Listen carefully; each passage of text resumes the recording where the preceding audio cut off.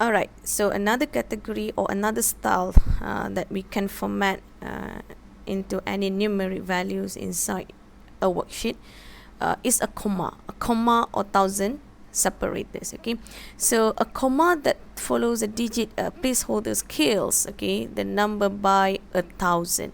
Okay, so here we use the same data but different category. Okay, so the category here is a comma or thousand separator. Okay, so we want to try to set into 2 decimal places. Okay, alright, so this is the data, same as the first one that I have showed to you.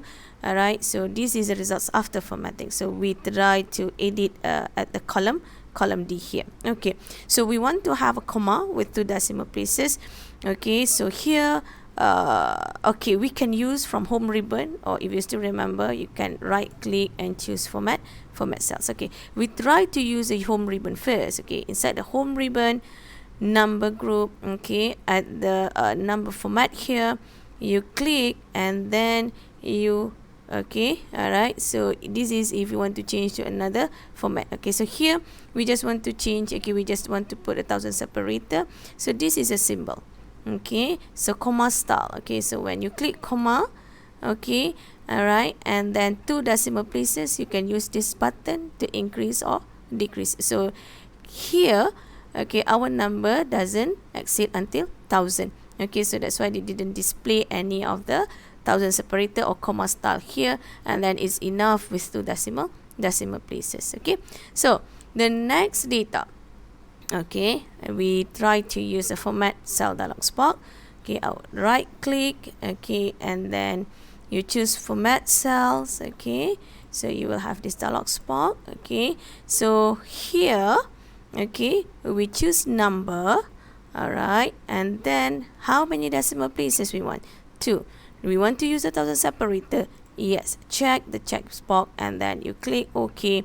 So they will display like this. Okay, so why? Okay, the dot means 2034.79. Okay, so the rounded value, okay, because it's 2 decimal places.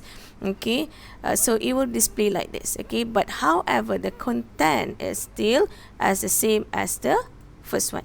Okay, alright, so here we want to use a home ribbon. Okay, we try to put the comma style 1,000 separator. Okay, and then with 2 decimal places. Okay, so we have the decimal places.